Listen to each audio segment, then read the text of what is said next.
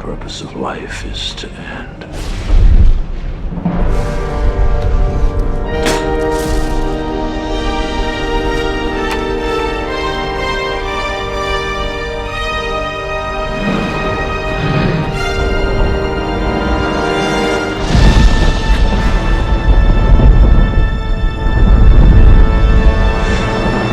Okay, so welcome everyone. I've got Mike Barbarossa here. He's a fellow YouTuber. I guess your channel specializes in like skeptic community stuff, or what?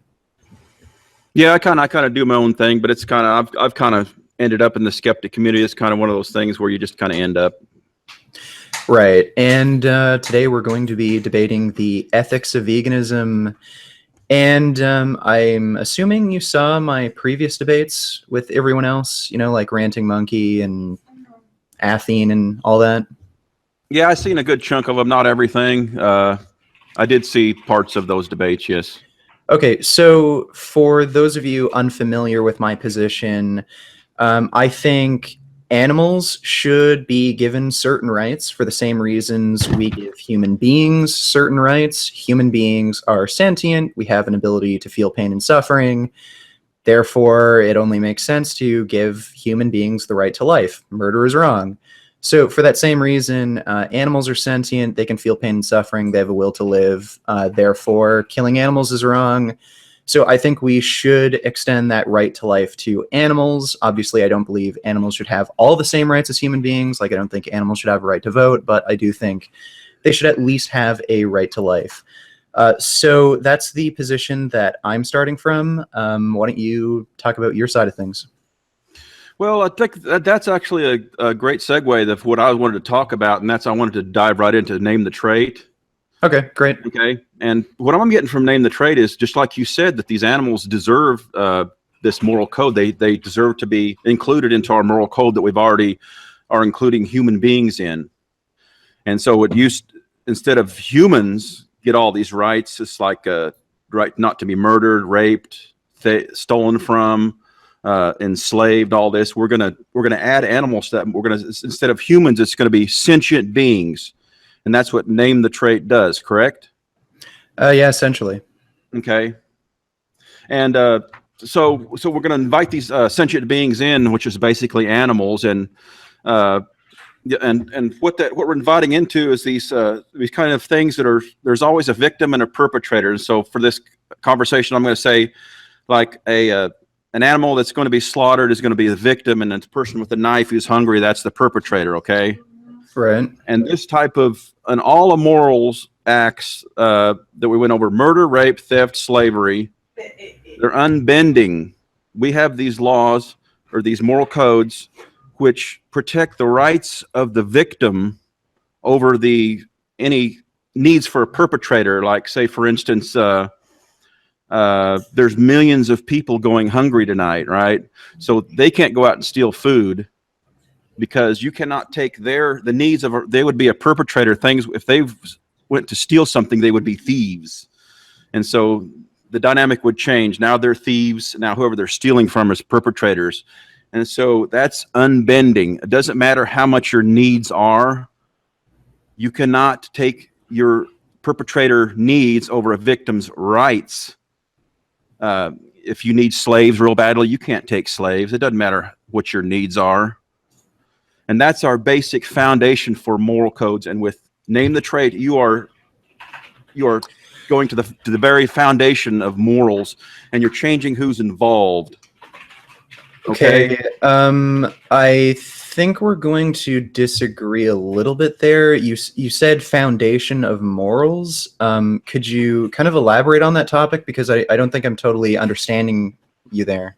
Well, we have all these morals where we're looking at human beings and we're saying, well, that person can't be murdered, he can't be raped, stolen from, enslaved. And you're saying that sentient beings are going to be included in that protection and potential victimhood, okay? And that brings us back to my video where I did a video on Name the Trait, and I went into the details of indigenous peoples. And your quote was, quote, "The Name the Trait argument only applies to contexts where killing / murder is unnecessary and there are other options. Okay, so what you're saying is that if there's no beans around, then all that goes out the window. All this moral code, this very foundational moral code that we've laid out, suddenly goes out the window just because someone can't find something else to eat. Now, that's not a moral code. That is taking the needs of the perpetrator over the rights of the victim, and that's not how we do moral codes at all. Oh, okay. I think I'm understanding your position a little more. Okay, well, the thing is, there have been situations where it's not, maybe not necessarily a moral code, but there is still a law in the United States where marijuana is illegal. There was a guy who had glaucoma, like he was slowly becoming more and more blind. Marijuana actually slows down or prevents blindness from glaucoma. And he was, brought into court. He was going to be charged. And he argued with the judge, well, any reasonable person in my circumstance would smoke marijuana, even though it's illegal. And they granted him the right to smoke marijuana, and he didn't get charged. So we do actually place needs of the individual before... But that's wait. It's sort of like applying the law without any regard for its intent. That's sort of what you're doing here. No, I'm not talking about marijuana is not immoral. That's just some bogus law. We're talking about basic moralities. And what you're doing is you're not being consistent. That's not name the trait. I don't see any consistency there. Like, I mean, even with human beings, we say it's wrong to kill human beings. Well, if somebody breaks into your home and is going to kill you, well, like at least in the United States, it's a little different here in Canada, but in the United States, you have the right to shoot and kill that person. And I think most people, even in a country like Canada, where something like that is sort of a legal gray area, most people around the world would say, well, yeah, if somebody breaks into your house and they might be a threat, that's to your not murder. livelihood. That's not murder. Well, that's not I'm talking about. I'm talking about murder. What we define as murder is wrong. Okay, well, like, I've seen a few of your previous videos, and you kind of like to play this word game where that's not murder, like this is.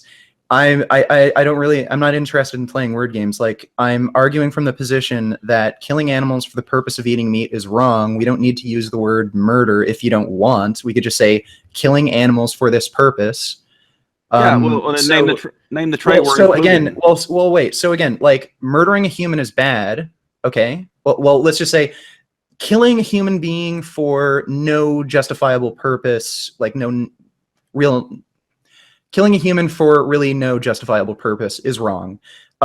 Killing a human being in self-defense is okay. Okay, well, killing an animal for no justifiable reason is wrong. Killing an animal out of absolute necessity for your own life, that is okay. Okay, so I don't see a contradiction there. So, so as indigenous people, they're going to let's kind of put a number out there that's not ridiculous because we can't really. But let's say he has to kill 5,000 sentient beings in his lifetime for it to sustain one sentient being, this human, this indigenous person. Okay, is that fair?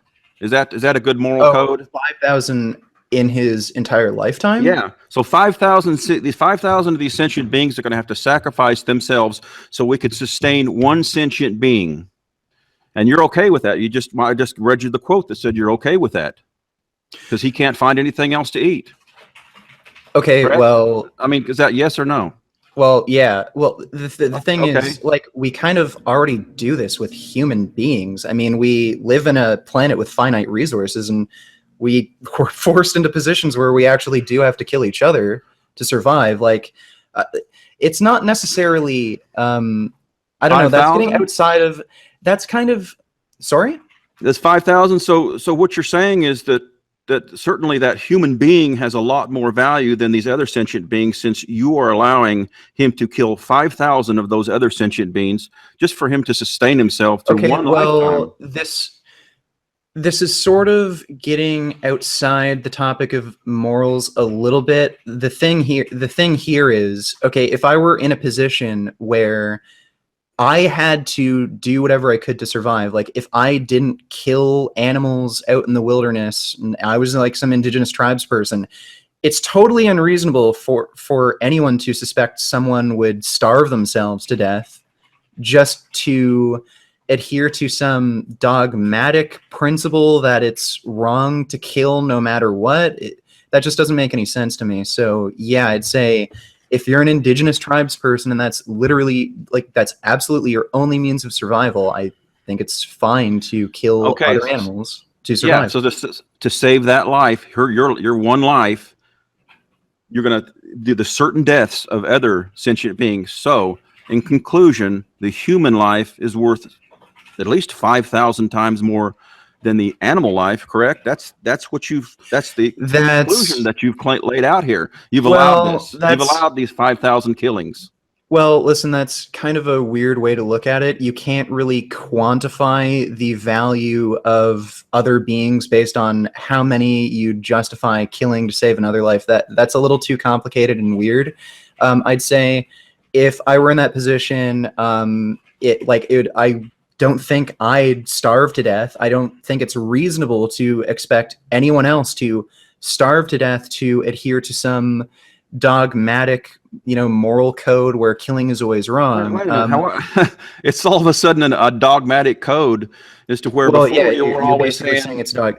Okay, well, Mike, if there were people who were going to invade our country, say the Russians were invading, okay, and we had to go to war with the Russians, like, are you saying that, well, sorry, are you saying that your life is more valuable than any other person's life? Or like it could be more valuable than 5 people's lives? Then when they're attacking, yeah, if they're attacking me and that's okay. So, that's the thing. You're separating things as if there's a significant difference here when there's not. Like, you're saying that it's perfectly reasonable to defend yourself and protect your own well-being. Well, that's exactly the same thing I'm saying. So I don't see a contradiction here. No, because those are innocents. Those animals that you're hunting, they have nothing to do with you. They're not threatening you. They're bothering you, but you need them to save your precious life. Times 5,000. Listen, you're innocent. I mean, they're all playing the game of survival. Okay, I don't see what's wrong with a human being playing the game of survival. Like, just like you would if the Russians were to invade and you had to kill 5, 10 Russians, who knows how many confirmed kills you can get. Like, are you saying that your life is more valuable than 10 people? Like, no, it's just there are something. 10 people that are attacking me. Listen, they might have perfectly legitimate reasons to attack you. Who the fuck knows? But you'd preserve your own well-being, would you not? Yeah, sure. If I was being attacked, I have that right. Yeah, that's not immoral for self-defense. I don't think so either. And I don't think it's immoral to preserve your own existence. Like, if you absolutely have to kill other animals to survive, I don't see how that's a contradiction within my own moral code. Well, wouldn't you save 5,000 lives by just letting yourself starve to death or eating grubs or trying to find some other way of eating something? Okay, well, if I could survive eating nothing but insects instead of killing like snakes, lizards, bulls, whatever the hell is living out in the wilderness, like, yeah, I'd rather live off of that, personally. Not what you're allowing these indigenous people to do because you're saying it's necessary. Well, I'm sure they're living in a way that is necessary. Like, if it was actually practical for them to live only off of insects, they probably would do it, because hunting actually requires a lot of effort. And they do actually, like, insect eating is pretty common with. Okay, let's move on to the necessary, because that's all you say. You say unnecessary. And right. now we're saying that this indigenous person deep in the woods, he's necessary. Well, okay, me living in the lower 48, you're saying it's not necessary for me, correct? What do you mean? Like, I'm living in the United States in the lower 48, where there's plenty of tofu, plenty of beans, plenty of lentils for me available for me. Right. That's the center of my argument. Like, if you can, like, from my perspective, it's completely unnecessary for somebody living in modern Western civilization to eat meat. maybe there's very, very rare circumstances where like some people are living out in the woods There's somewhere in the middle a of lot of nowhere, people. but sorry. Yeah, a lot of people do live in Alaska. They live off the woods. They're poor. They need that Yeah, food. I know there's people living in Alaska. Like there's the Inuit up here in Canada where like they literally can't afford to live off of food that's shipped in and they, have to kill animals there. But in modern Western civilization where there's like grocery stores and shit, like a situation that I guess you're in where you could just go to the grocery store, you have a variety of plant options. I think it's totally immoral to choose to eat meat. Okay, so you've said that there's now established that there's different levels of difficulty to be a vegan, from the guy in San Francisco to the Inuit living way out in north.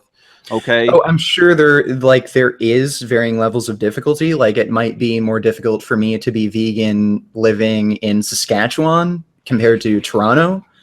But I'd say if you have access to like beans, some green veggies, like there's really no excuse to choose to Like maybe some cause harm just to like animals. if you can Sorry? just get a hold of a few cases of cold canned beans, then it's immoral for you, right? So Yeah, you like really if you can get adequate amount of nutrition from plant foods, then yeah, totally. you don't see that as disruptive to a lot of people's lives that are just kind of Disruptive. they're kind of on there. Where, like I said, I told you there's now imagine say there's from a scale to 1 to 1,000, there's 1,000 different levels of difficulty to going vegan. Okay. Okay, some are going to be a 1, some are going to be a 999, some are going to be 174. Okay, where do you judge this necessary stuff? Oh, like if you can get adequate nutrition on a plant-based diet, then it's unnecessary to eat meat. Like, What if it's very difficult and you just have to, you're eating well, cans of beans and we're going to have to, agree on what we actually consider difficult. Like, if you mean difficult by, okay, well, you can't go to Doomie's and get like deep fried chicken and vegan waffles. Like in Saskatchewan, you can only get like, plain whole foods. Okay, it might be more difficult from like a purely pleasure standpoint. Like, man, I have to eat beans and rice and potatoes again. I can't go out to Doomie's and get me some fried vegan chicken and waffles. Okay, but that's still not a justification. Like you're just using your own personal pleasure to justify, needlessly killing an animal, and I don't think that's justified. Okay, but that just breaks name the trait. Name the trait has set out, and then now you're trying to fudge out of name the trait No, I'm not. because we have these. We have these indigenous people. You just dropped it. You just said doesn't apply to where it's unnecessary, and now we've got 1,000 different levels of necessary. So What do you mean 1,000 different levels of necessary? Because 1,000 different levels of difficulty. No, there's not 1,000 different levels of necessary. Like I'm agreeing with you that there's varying levels of difficulty for people depending on where you live and your personal situation, but varying levels of necessary, that's a completely different thing. Well, different levels of necessary. I don't even understand how there can be varying different levels of necessary. It's either necessary or unnecessary. Well, like I said, people who could grub around and barely keep alive by eating bugs or something like in a jungle, okay, rather than someone who's going to starve to death. Sorry, I don't consider insects vegan. Okay, well, whatever they're gonna eat. Okay, so the name the trait, you guys do this, and you guys tried to avoid it during the Andy Worski debate because they brought it up, and you guys tried to get away from it real quick because you realized that name the trait, to be consistent, you have to say no to all killing of animals. They're sentient beings. Yeah, you do. Like just like how you say, okay, well, we can agree that murder is wrong. Okay, so murder, yeah. Are you saying, okay, like here you're playing word games, okay? I don't consider, like, let's be clear about this. I don't consider some like indigenous tribes person out in the jungle who has to kill an animal to survive. I don't consider that murder, but I would consider somebody who, who's like me, who has access to all these plant options, and you can even go out to like an amazing vegan restaurant like Doomie's as much as you want. I'd consider it murder for him to like kill and eat an animal. So you're kind of. But what about, so do you abide by name the trait where you're at? Are you able to do that? Yeah, sure. Totally. What is it you feed your dog? The wolf dog that I have, the Czechoslovakian wolf dog, she's right now on I think she's eating about 50% vegan right now. No, 80. Okay, it's 80 actually. It's she was just having a bit of trouble with the antibiotics she was on, and we scaled back the vegan food because without The the meat? gut, sorry, without her gut microbiota, she can't digest that as well. But once she's through with the antibiotics are out of her system, she's going to go on a completely vegan diet.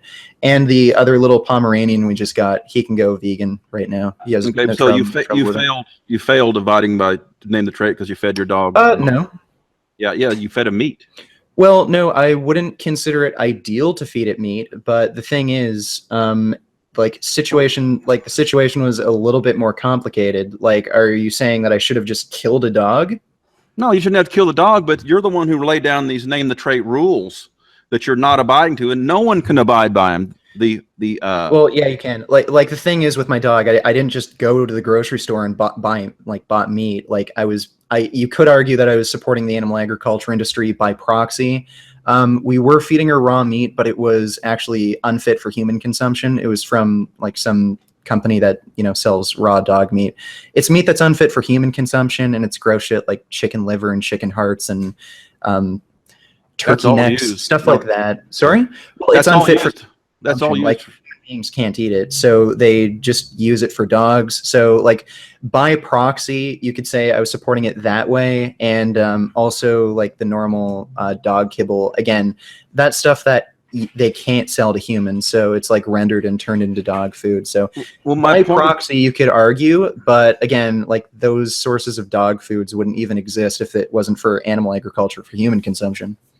Okay, but my point is that all people are guilty of not abiding by name the trait, and that includes everyone who's eaten meat. And you realize that sentient beings die when farming vegetable crops? Well, yeah, but again, you have sort of like an all or nothing mentality. Like, I'm not saying ethics are a zero-sum game. Like, if you can't be 100% ethical, then you're a shit person. It's like we're trying to reduce suffering as much as reasonably possible, suffering and death as much as reasonably possible. Like, you can't live 100% ethically, but you can make very easy changes. Like, you could not buy meat for one thing. So we're back to everyone being guilty, and you're back to just the reduction argument. That's all you have. That's what I'm saying. You need to abandon name the trait. No, I don't. Like, again, let's talk about the agriculture. Like the animals being killed in agriculture for harvesting grains.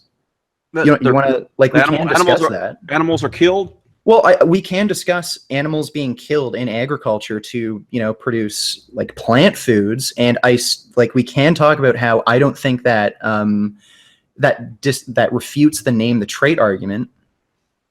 No, like we can discuss that if you want.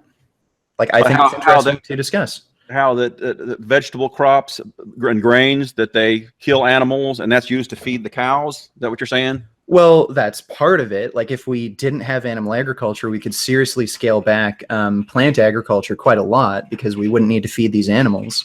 That is one benefit. Like if you're going to claim that so many animals are killed in agriculture to produce like grains like corn, wheat, soy, stuff like that. If we actually didn't have animal agriculture, we wouldn't need nearly as much farmland. So still, by going vegan, if you're saying that is a moral issue, that animals are being killed in agriculture, like again, going vegan would reduce that. We just keep coming back to reduction, and the name the trait keeps failing. That isn't, well, still, like we can actually talk, we can even take out the reductionist context of this.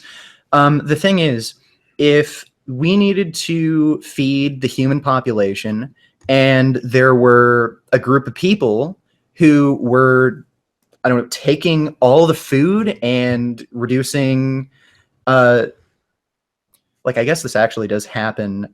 Like human beings, we have a struggle for resources on the planet. And if there were some neighboring people who were competing with us, taking all the food, and then we wouldn't be able to eat, I don't think most people would have any moral issues with killing other humans that they can eat. Like again, we're all competing. We're playing the game of life where, like on some level, you do have to cause some harm to be able to live. But I still don't see how that refutes. So yeah, we're back to reduction in the number of animals that get killed and all this, Well, sure. rather than this moral argument you need to abandon. Do you know Christians, how they try to persuade people to come into Christianity? How? Well, some people like the Westboro Baptist Church, they tell them you're going to go to hell if you don't Right. wise up and go to. And then there's other people. The much more effective way to get people into Christianity is say, "Oh, come in. This is such a great thing. Christianity is. We're so peaceful, and you're going to have such glory." Okay, you're using the Westboro Baptist Church method of trying to get people to switch to veganism, and that doesn't work. This is 2000. This is the current year. You're not going to be able to bash people over their head with morality. You need to switch to. Well, I don't always. Well, I mean, Like when a moral argument is reasonable, I'll make a moral argument. When other like practical arguments like health, environment, stuff like that, I also make those arguments. So I kind of come at it both ways. Like again, just because it might not even be the most effective form of vegan activism, that doesn't mean my moral arguments are not legitimate. But everyone's immoral. We just pointed out that no one can even abide by name that trait. Well, no, just because people can't live absolutely perfectly, and we're organisms that have to survive on this planet with finite resources, and we have to compete with other organisms. That doesn't mean you're immoral. Like, we can set moral baseline standards for morality. That's what we have to do with every law we make. Like, we don't say, oh, well, you can't live perfectly and prevent all murders and all killing. So just because you don't murder people personally, that doesn't mean you're a good person. You're still a piece of shit who, probably caused somebody somewhere to suffer and die. Like, that's not how things are. Okay, but you kind of beat over the head the unnecessary killing of animals. Because we eat meat, it kills animals, right? That's Right. what you've said over and over and over again. Unnecessary killing and suffering of animals. Okay, I want to go over what happens if everyone stops eating meat and exactly what stops, okay? Okay, sure. Okay, so I snap my fingers. Everyone stops eating animal products, period. Okay, grocery store is full of meat, right? No one buys it. So the slaughterhouse the meat processors call the grocery store. You want some meat? Oh, are you kidding? Everyone stopped eating meat. Okay, so all that meat's going to rot and go to waste, okay? Mike, I kind of want to stop you here because you can't just snap your magic fingers and make everyone stop eating meat immediately. Well, you're okay. Well, you can finish your thought, but I'm just saying you're making things incredibly abstract here, and I'm just saying this would never happen. No, I'm saying if it did happen, we're going to try we're going to try to figure out what will happen if everyone, even if it's gradual. Right, we're going to do it all at once just to see what happens. Well, I mean, it will be gradual. Like I'm just saying, you can't use this argument like as some sort of legitimate reason to keep eating animal products because, okay, in this magic fantasy world you created where you can just magically snap your fingers and everyone stops eating meat, like we'd have these logistical problems. That's like the Alien where we're putting up not a really. Scenario. Okay. Well, no, like aliens would invade Earth. Let me finish. Okay. So that happens, and then, okay, we're at the meat processor, and so the slaughterhouse says, "You guys want some meat?" Said no. Everyone says no. Okay, these animals, they're alive, and no one wants. No one's going to feed them. They're going to die anyway, right? Okay. Okay. So no, you prevented 0 killings. Okay, now we're getting into the argument. Okay, now the bull breeder calls the farm and says, "You guys want some breeding bulls?" And he says, "Are you kidding? Everyone stopped eating meat." So now we're getting to what stopped. We stopped creating animals. We stopped breeding them. And what I think is funny is I see a lot of vegan. They have an animal said, "We want to live." You'll never be alive if it wasn't for these animals never would exist. So that's what stops. So saying that unnecessary killing is like saying unnecessary egg incubation. Okay. I think I know what you're trying one to little say. part. Okay, I think I know what you're trying to say. I saw a previous video where you kind of touched on this topic. So you're saying there's an overall net positive effect of us breeding animals for meat consumption? No, I'm just saying what stops is their lives stop, not killing. No killing stops. Okay, well, if they don't exist, they can't be killed, so... Yeah, then they can't live either. Right, so killing stops. Yeah, everything stops. Yeah, killing is Right, one okay. tiny part of the whole process. But Okay, well, Mike, no, okay, well, Mike, like let's put this in an anthropocentric context. If human beings were breeding other human beings to be killed for meat, you'd have a problem with that, wouldn't you? yeah, I wouldn't, because the one thing, and you wouldn't admit it, but humans are valued more than animals, 5,000 to 1, and you wouldn't say it, but Well, like you you agree that can't, you agree with like that too. you like again. I'm not going to go by. Okay, well, a human being in his entire existence in this situation would kill around 5,000 animals. Therefore, an animal has the value of 5,000 human beings. Like, no, okay, let's say for the sake of argument, an animal has 1/5,000th the value of a human being. If it's unnecessary to kill that animal, like if you can live a like perfectly reasonable, balanced life without killing that animal, even if it has 1/5,000th, whatever. I don't see how it's justified to kill that animal for no reason. Okay, let's see here. Because like even like you could argue that within our own human species, like there are people who have far less value than someone else. Like some retarded heroin crystal meth addict living in the street who's a complete degenerate, he has a hell of a lot less value than someone like Stephen Hawking, who's contributed immensely to our scientific progress. Like you can't just say, okay, well that person has like 1/5,000th his value. Like you'd kill like 5,000 of those retarded degenerate meth addicts to save one Stephen Hawking. Does that make it okay to kill that person? Like, I don't think you'd say so. Well, that's what I kind of get into rather than sentience. I like to consider life structure as to what makes up someone deserving of life. Like if you had two twins, or two twin brothers, 30 years old, one of them's a brilliant surgeon, one of them's in jail for murder, and because of his mental issues, he's gonna spend the rest of his life in solitary confinement, just a miserable existence. And you had to kill one, who would you kill? Okay, well, if it's like, I still don't see how this refutes the name the trait argument, because these are just practical issues that we come across. Sort of like how, like saying that, okay, in this particular situation, you'd have to kill a human being to save your own life. That doesn't refute the ideological principle that it's wrong to needlessly kill a human being.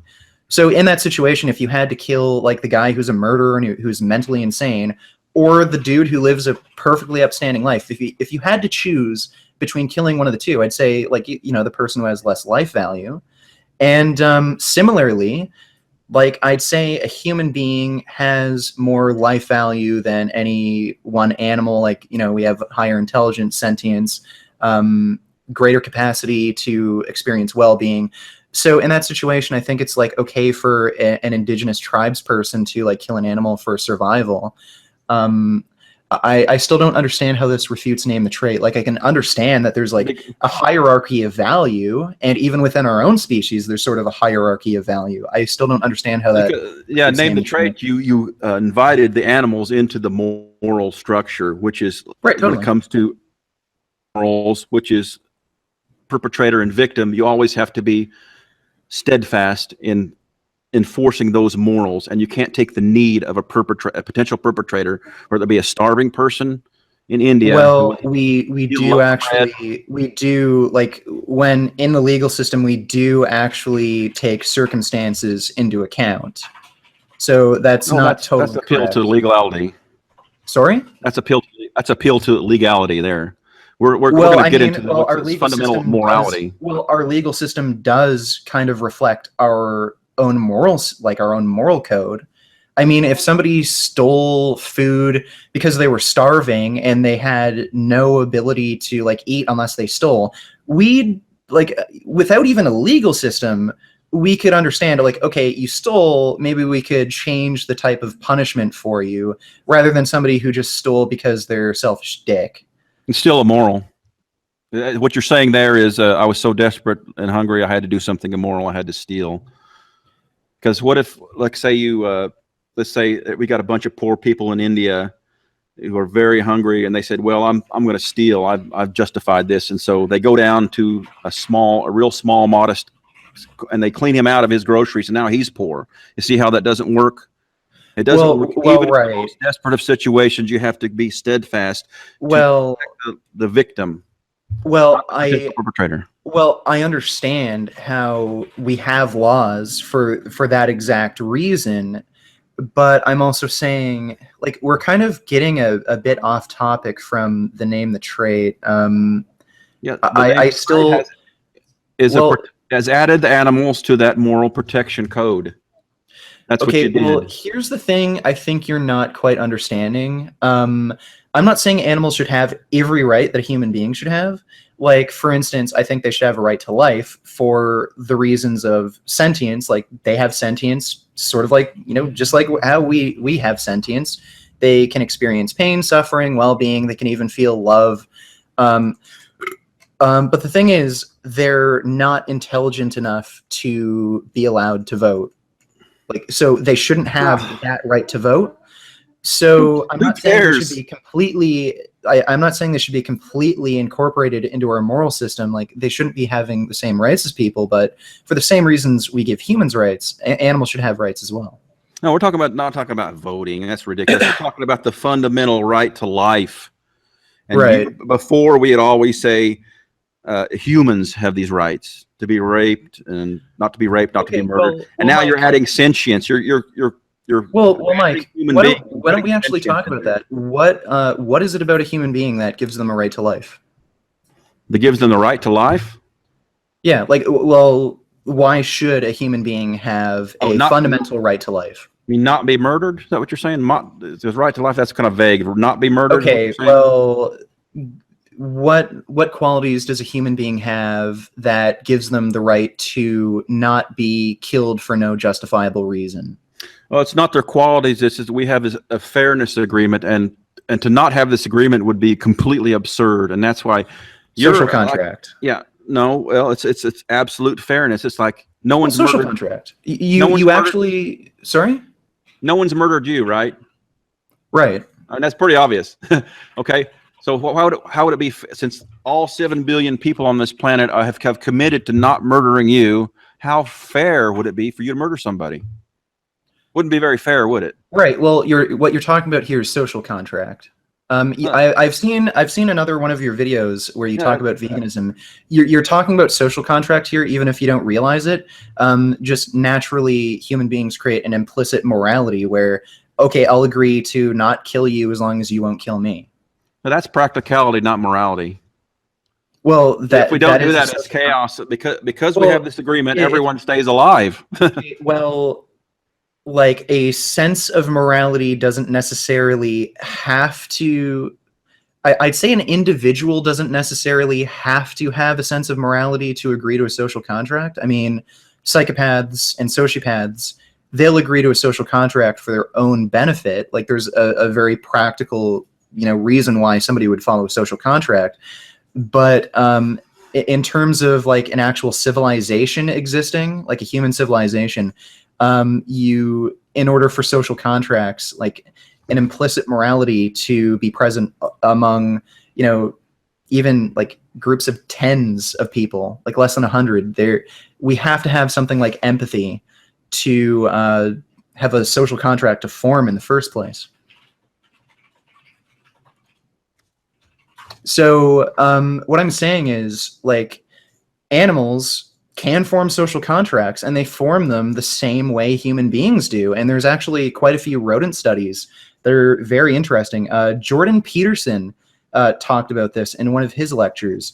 Rodents will create an implicit moral system based on empathy. They can actually empathize with other rats. They'll think in their little rat brains, okay, well, if I was in that situation, I wouldn't want to, be hurt, so I won't hurt that other rat. And that's an implicit moral system. And it's similar to how human beings create our moral systems. Like, obviously, we're more intelligent. We can create actual, governments and laws in place. But animals are capable of having moral agency and forming a social contract, even outside of their own species. In order to play, there has to be an implicit moral system, because if there isn't an implicit moral system, well, you could kill the other person or the other animal. So bears, if you've ever, like, just look on YouTube real quick, you can find videos of bears playing with humans. Well, the bears have to have like some amount of moral agency and understand like an implicit morality, or else they just tear the human being to pieces. Well, if they were hungry, they would. Okay, They'd well, do it in an instant. again, if a human being were hungry, they'd kill another human being and eat it. Have you ever seen Liberia? So I don't see how this. Well, that's immoral. That's immoral to have another person a certain death so you could feel your belly. That's not a moral act right there. Well, I'm just saying people do that. Like you're saying, a bear will tear a human being to pieces if it's hungry. Well, a human being will tear you to pieces if he's hungry enough. Are you saying there's there's cannibalism in these days? Oh, absolutely. Have you ever heard of the Liberian civil wars? There was no food, and there was all these civil wars going around, and people would literally kill and eat each other. So that's someone's body that you've already killed due to war. So you've got, I mean, once you're dead, it doesn't matter. Like if someone, you say kill and eat someone, what matters is killing. If you kill me, that's the part that I don't like. Once I'm dead, you might as well eat me. You know, the eating part, it's the killing part. But you always say kill and eat animals and kill and eat humans. Okay, so are you saying in a war scenario where there's no food, but there's all these dead bodies around, it's okay to kill and eat a human? It's okay to eat them once they're dead, yeah. Right, okay. If you kill them... Well, that's fine. I just want to build on that point. Okay, if there's no war going around, and there's just, you know, normal human beings walking around doing their normal, everyday American lifestyle, is it okay to kill and eat that person? That's completely different. I was talking about... Right. So that's the point I'm making. It's completely different for you to live your modern American lifestyle, go to the grocery store and buy like a steak, compared to somebody living in like the wilderness, some indigenous tribes person, and he has to kill an animal to survive. There's a huge difference there.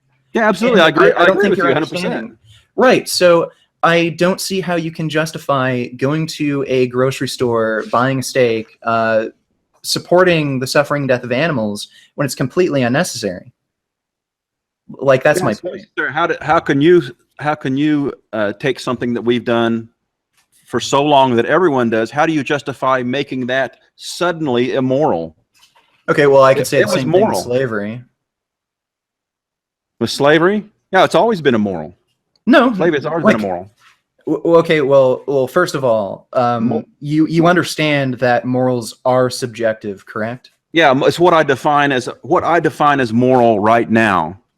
And I'm going to look back on time and I'm going to say, oh, that's immoral. Yeah, it doesn't matter what someone thinks. When I talk about immorally, it's what I define as immoral right now. Okay, so that was always immoral to enslave people. Okay, to you personally, like, that's the point. Great point. Like, again, that's the point I'm trying to make. Like, morals are created in a social context. So in like you can't just say slavery has always been immoral and is immoral. Like, I can agree with you that slavery is immoral, but I can't say that as an objective fact. It's just something that we've decided upon as a society in a social context. So previous societies, for the longest time, thousands and thousands of years, they've practiced slavery. So I don't understand how you can make an appeal to tradition with eating meat and saying, well, people did it before, so it's moral. No, you're saying it was moral because you added the necessary to it, and back then it was necessary, and you just excuse that. Sorry. Okay, so for thousands and thousands of years, it was okay to eat meat. Now you're saying it all of a sudden. You're the one who has to justify it all of a sudden being an immoral act, something that we've always done. And the reason I'm not following you here. Like, I'm saying that not everything previous societies have done has been moral. So you can't make an appeal to tradition and say, well, we ate meat before, so therefore it's moral now.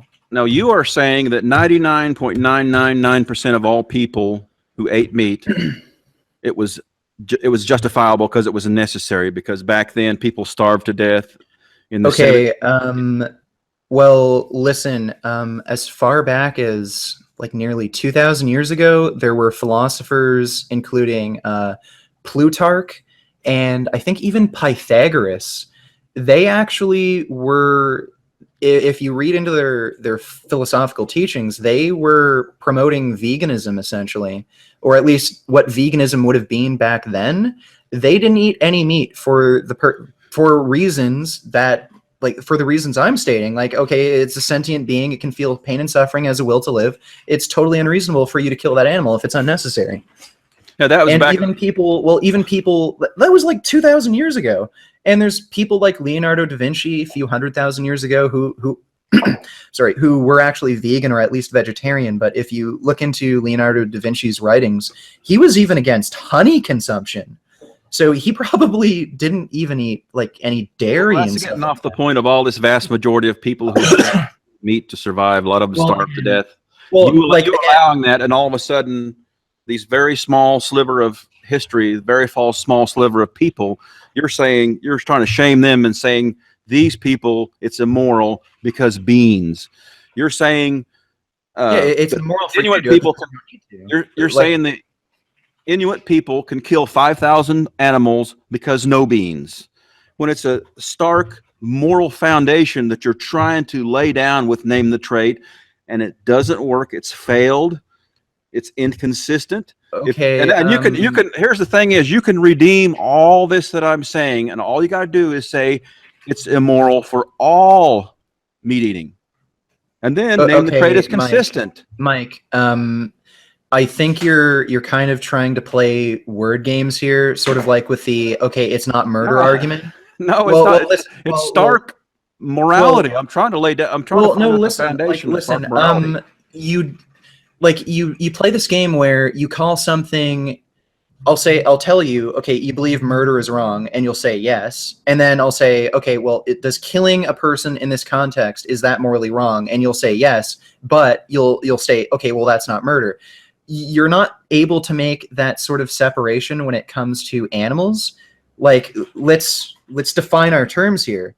I'm not saying that killing an animal when you absolutely need to survive, I'm not saying that's murder.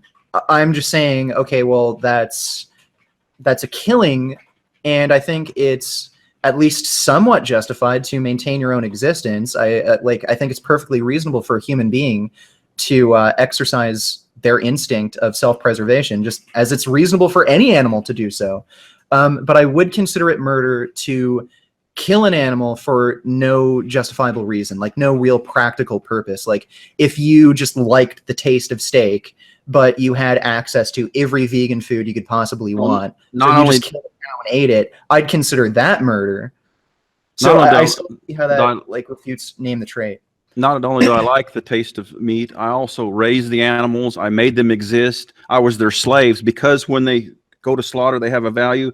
I'm a slave to them. I got to wait on them hand and feet and feed them and take care of them, protect them from predators, take care of them. Okay, well, you could say the exact same thing with like slavery and it, like black slavery. I mean, you had to protect them, take care of them, make sure nobody stole them. You had to feed them, give them medical treatment.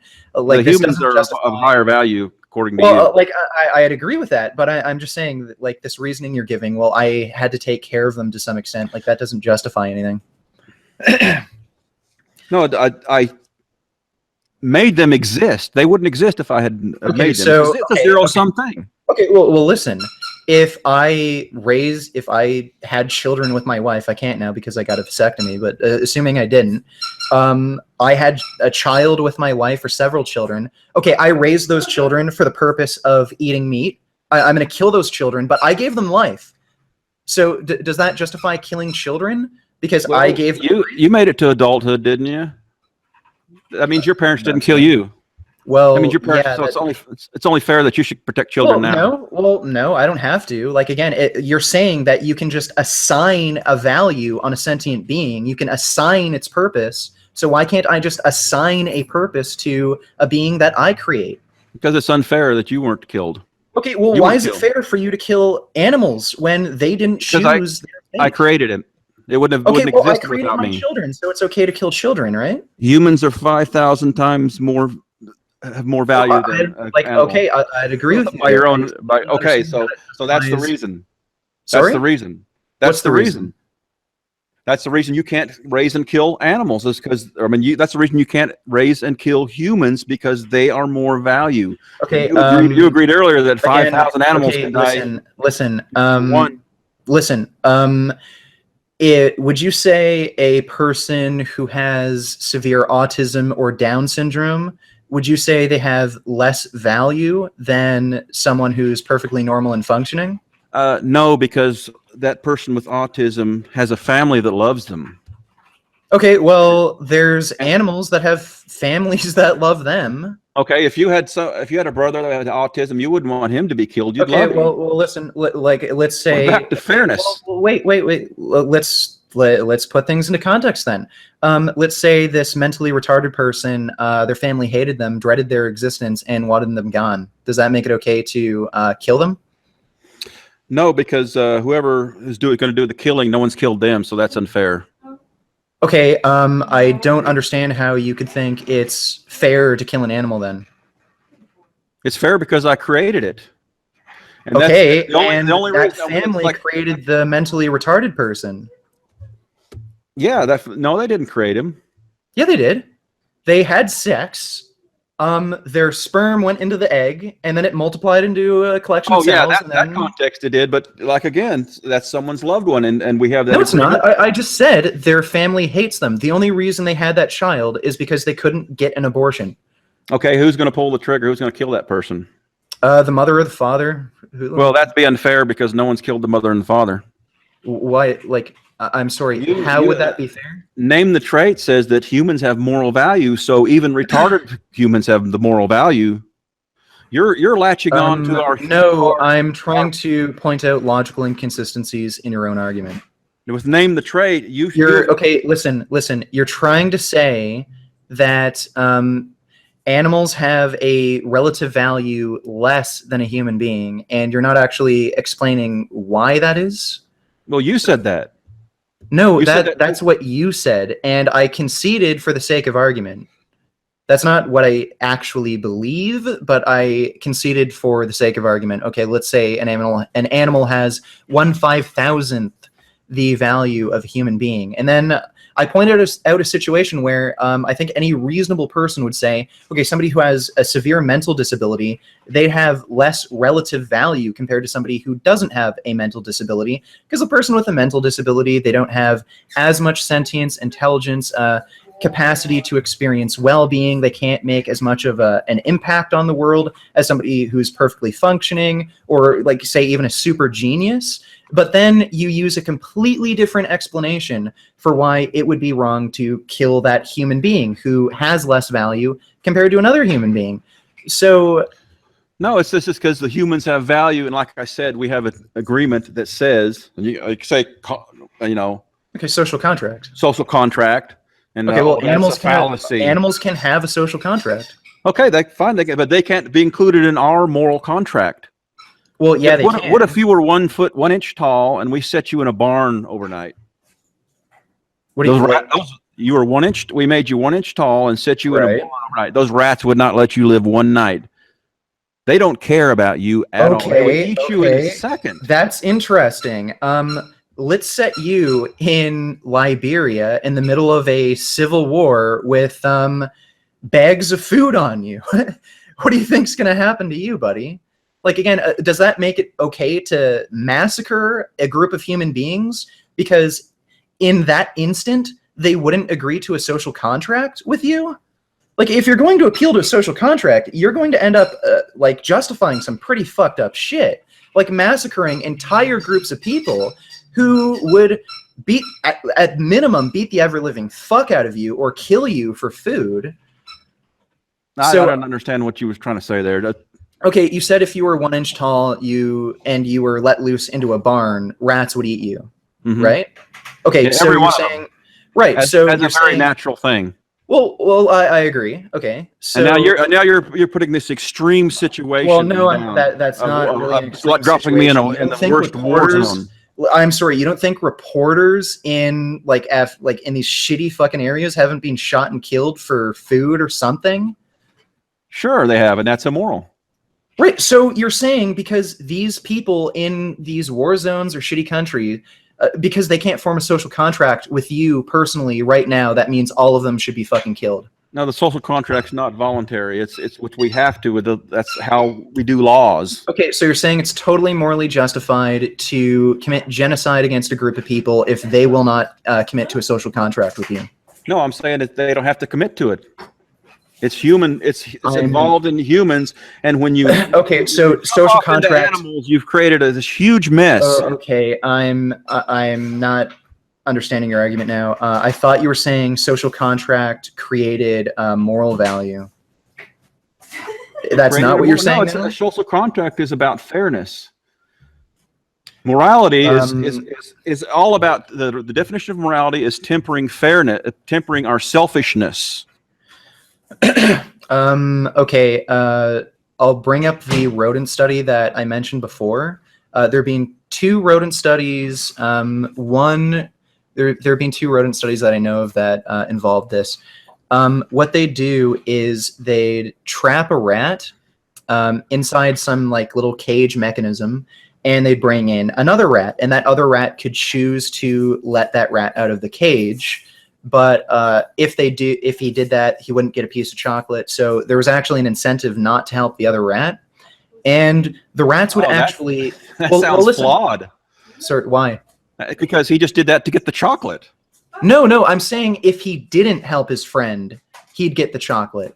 So there was actually an incentive not to help. Okay. Well, so what? So what if what does rat behaviors have to do with this is very important. The way that we act. Well, this is very important. I'll get to it in just a second. So the rat would actually help the rat that was trapped in the cage, and clearly they did that because of empathy. And the reason they actually the real thing that proved it was empathy. These rats would only do it if they were socialized with that breed of rat. So if like a white rat were to see a black rat that they had never seen before, they wouldn't actually open up that cage. But if it was a rat that they had never seen before, but it was a white rat, which they had previous socialization with, they'd save that white rat. So moral systems are actually based on empathy. And just because like this has been an issue throughout human history with things like racism and tribalism, we have that same kind of issue where we have trouble empathizing with people or even animals that we haven't really had any socialization with. And that's one of the reasons why people are perfectly fine with going to McDonald's and eating a cow, but ask anyone on the street, would they be okay with eating a dog? They'd say, oh no, that's fucking horrible. And it's because we've had socialization with dogs. And I think that's the problem you're having. You haven't really had any socialization with these animals. That dog has a value to a human being. Okay? That animal it's ended. It's the only reason it was born was for food. That's its only life structure. Like you take an ant. Ants are sentient, right? Okay, the problem with this line of reasoning, Mike, is you're basically saying you're the one who assigns value to something, and if you choose to assign a value to something that is like no value to something, okay, well that gives me justification to kill it. That's exactly what the fucking Nazis did. So you're going to have to actually come up with a reason to assign a value to something's life that justifies killing it, or else you're going to be just like the Nazis. No, I was just saying, what is life structure? An ant has just got its ant little life. So I go out and I commit genocide in my yard by killing all these ants, but they're just little ants. That's all their life. They're just Jews. They're just little fucking Jews. What are they like? We can just take their money and live better lives. Fuck these Jews. They're humans. Yeah, but those Jews have nothing to do with you. You didn't raise them. Just like those ants have nothing. Like these cows don't have anything to do with you. I don't understand how they're the only. I'm the only reason they exist. I raised them, Okay. I fed them, I worked hard every day. Okay, well, the Nazis, like, you could argue the same way. Okay, Okay. well, the Jews exist because Germans were gracious enough to let them live. Okay, so we're responsible for their existence. So we have the power to completely wipe them out since we allow their existence. So that makes it totally justified to exterminate all the Jews. Again, you're doing this thing where you're saying, I created them. I assigned life value. I can just kill him if I want. Like, this is a might makes right argument. No. No? Okay, well, can you explain your side a little more and maybe elaborate on certain things or correct me in some way? Because I think there's You a just pretty said big you said yourself misunderstanding that here. humans they're worth 5,000 times more than an Well, I an didn't animal. say that. I conceded on that position for the sake of argument, just to point out that, like, The where you're Holocaust is arguing from. ridiculous. That has nothing to do with raising animals for food. Yeah, it does. And even Holocaust survivors have compared the animal agriculture industry to the Holocaust. Very similar circumstances. The only real fundamental difference is the animal Holocaust. I know you don't like that word. Is we're perpetually creating more animals, whereas the Jewish Holocaust, they were trying to completely wipe out their entire race. That's really the only fundamental difference. Well, I want to talk about the vegetable crop industry, about some of the terrible things that are going on in the vegetable crop. Yeah, sure. Let's talk about that. Monsanto, Right. Okay. exploitation of lives, the pollution that's caused, but the artificial pesticides, the pesticides. Oh, I totally agree. I intentional- think I think things like Roundup, the herbicide, is terrible for the environment. terrible. Totally against what was it? Putting a patent on life. I think that's fucking terrible. Like, again, I don't understand how this justifies killing animals. And the reason we're doing that in the first place is so that we have more food to feed these animals. Well, like again, for our lives to happen, and for you to have all your comforts. I see you got a lot of electronics over there, and you went into that about human exploitation in order for you to get all your electronics, and you justified that. I'm sure on some level, a lot of the electronics I own, they have minerals in them like coltan, which is a conflict mineral, and yeah, people are being exploited for that. And you said, quote, yeah, exploited as fuck, but you justify that. You need these things. Well, you're making your bargain. Okay. Well, listen. I'm making my bargain. Okay. And both of us suffering are happening, so we can have our comfortable lives. Okay, Mike. Listen for a second. I'd say a computer is a hell of a lot more necessary than a steak. That's one thing I want to point out. And secondly, if you're going to say like exploitation in industry is wrong, you kind of have to look at things in context. Like the whole fair trade thing. Like, okay, you could say, oh, this shirt wasn't fair trade. I think it actually is, but let's just say for the sake of argument, this isn't a fair trade shirt. It came from some factory in Taiwan or India where workers are horribly treated. The problem there is if you're going to say, well, you shouldn't support that sort of labor, that's the best labor there is in that country. The people who work in those factories, they're in there by choice, and that's the best job that they can get. It's the highest paying. It's probably the safest work they can get, and it might be the only way they can support their families. So by buying something that's fair trade, you're actually taking away work from someone who, like, that's the best job they can possibly fucking get. So like you're kind of just taking things completely out of context and saying, okay, well, you're supporting cruelty when like that's not as simple as it gets. Like it's not that simple. Let's imagine a third person in this debate, and he built himself a little hut out of dead wood. All right. Okay, he has a little orchard that he hand grows tomatoes, and he has an organic orchard, and he's going to come and he's going to lecture Richard about all his unnecessary killings. Are you going to listen to him? See, that's the same thing you're doing to me. You're saying, oh, I mean, we can reduce the amount of killing. You need to do exactly what I do, or you're immoral. Well, okay, well, that's interesting. Say the same thing to you. That's interesting. Okay, so this is why moral baselines are important. So the position you're arguing from, what you're essentially saying is, if I were to create a moral baseline that says don't murder, okay? So don't murder people, don't kill people for no unjustifiable reason.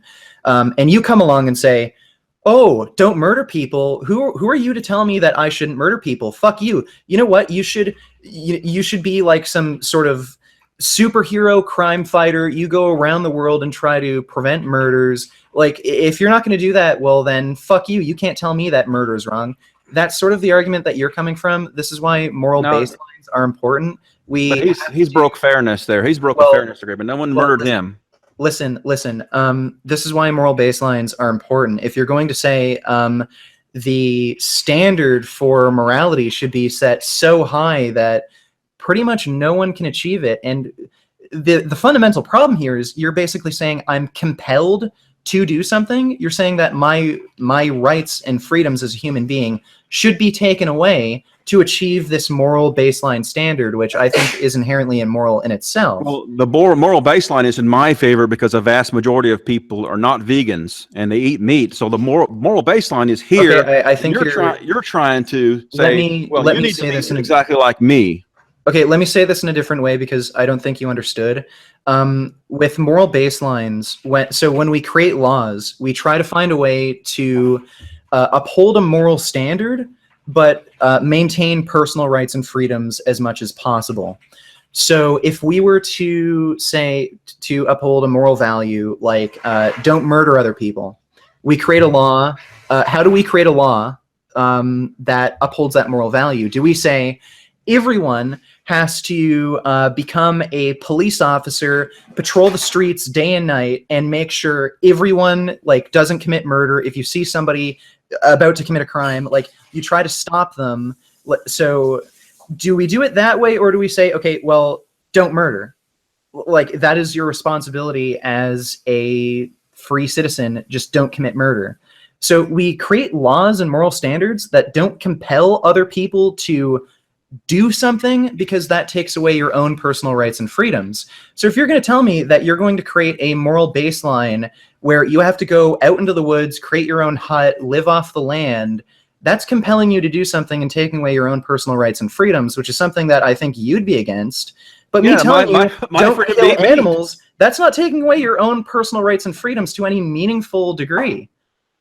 No, it is, because that's what I've defined as what's good for me. Like, what if I told you, that's what I want to do? It's my precious freedom. I'm raising a livestock, and that's not your business. You can't look over my fence and be nosy about what I eat, and then make some moral standards that you want to agree to, that you want to force onto me about the animals that I'm raising. Okay, so if I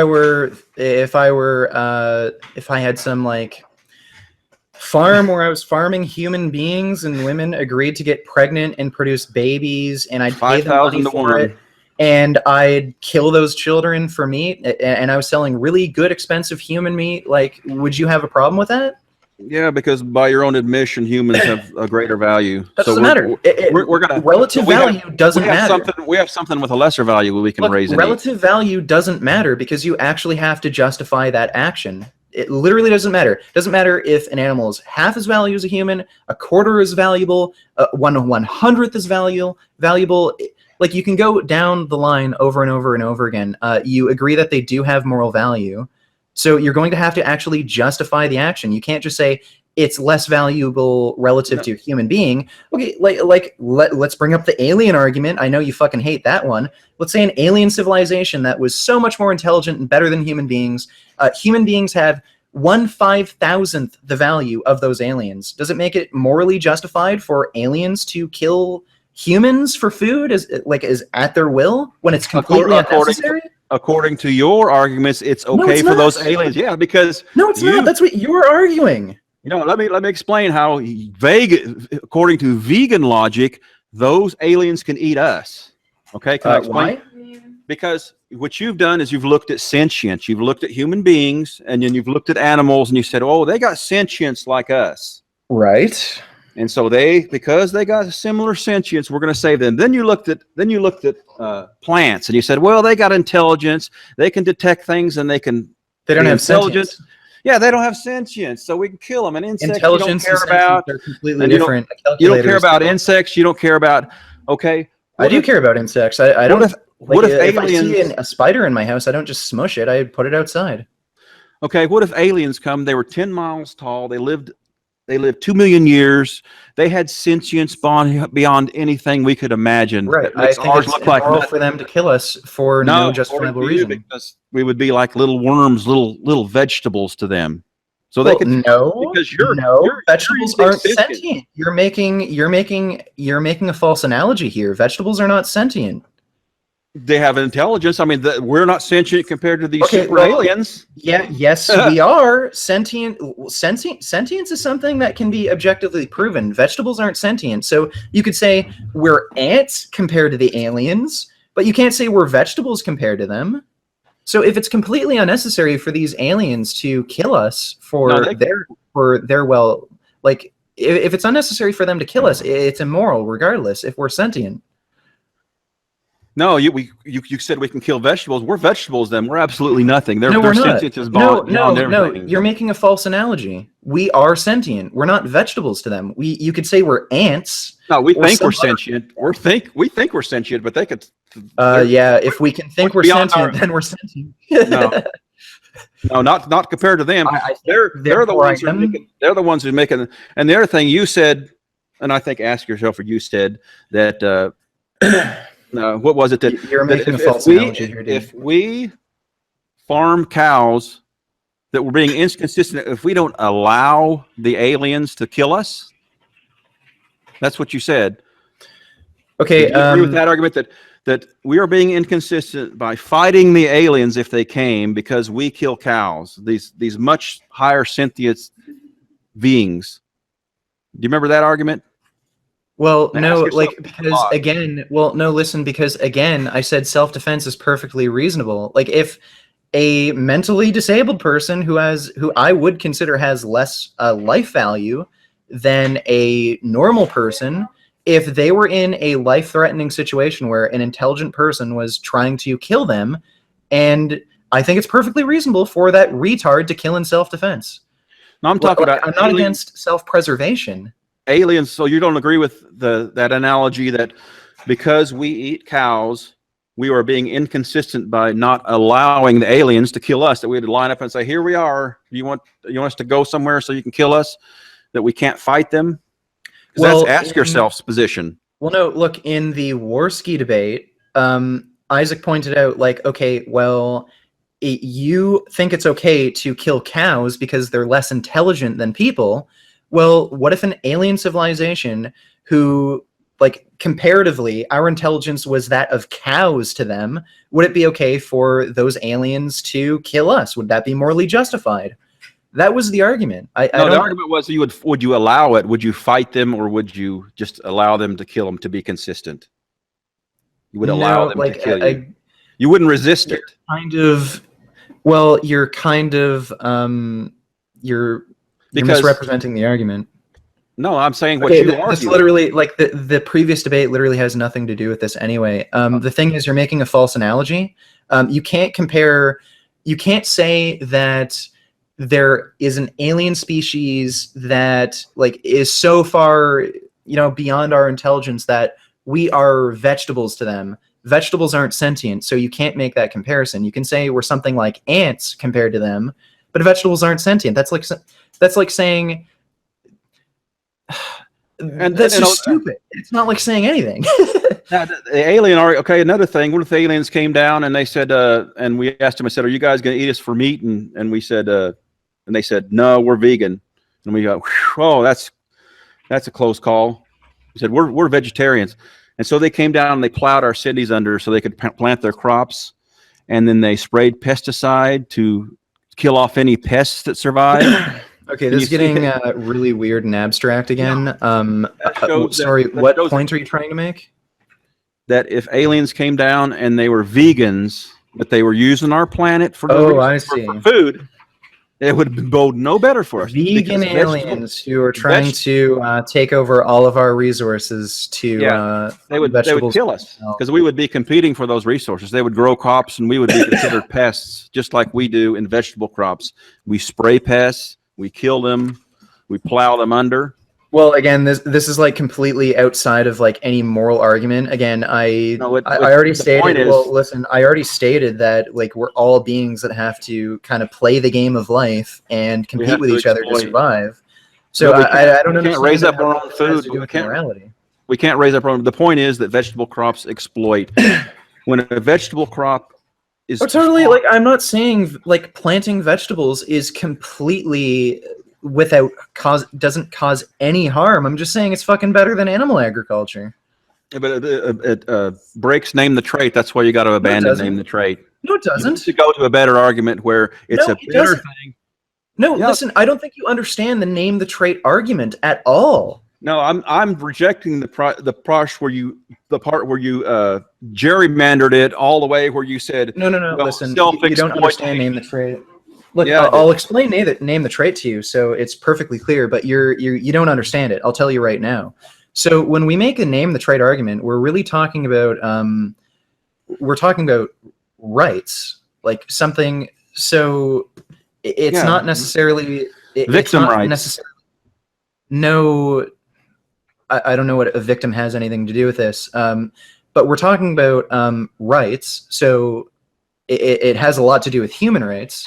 So if you're going to say a human has the right to life, it's wrong to murder a human being. Okay, well, what makes it wrong to murder a human being? Like, what is the quality, or what are the qualities of a human being that makes it wrong to murder that human being? Okay, well, they're sentient, they have a will to live, they can experience well-being and pain and suffering. Therefore, it is wrong to murder that human being. Okay, well, let's look at an animal. Does an animal have those qualities? Does an animal have sentience? Does it have an ability to experience pain and suffering, experience well-being? Does it have a will to live? Yes. Okay, well, then that meets the standard for giving it the right to life. Now, Yeah, I understand that. let's move on. No. Let's move on to something else. The right to vote. Okay, well, why should a human being have the right to vote? Okay, well, they can function in a society. They can agree to a social contract. They're intelligent enough to understand the whole legal and government system. So it's perfectly reasonable to give them the right to vote. Does an animal have those qualities? No, they shouldn't have a right to vote. Like, that is how the name the trait argument works. And you're going completely off topic and talking about these insane abstract situations where vegan aliens would come down to Earth and harvest our planet for corn. That defeats name the trait somehow. I don't know what the fuck you're talking about. I'm sorry. No, that doesn't defeat name the trait. It shows that everything we do costs animals' lives. In the past Totally. 40 years, half Name the trait. the buffalo that we had, as far as the eye can see, in the United States hundreds of years ago. And we hunted them for centuries. Okay. It didn't phase them. They were still as far as the eye could see. We hunted and hunted and hunted them. There used to be a lot of Native Americans that hunted them. And we hunted them and we ate them and we ate them and we ate them and we ate them and they still were there. And now they're gone. What happened? Was it the hunting? Was it the eating? No, it was civilization.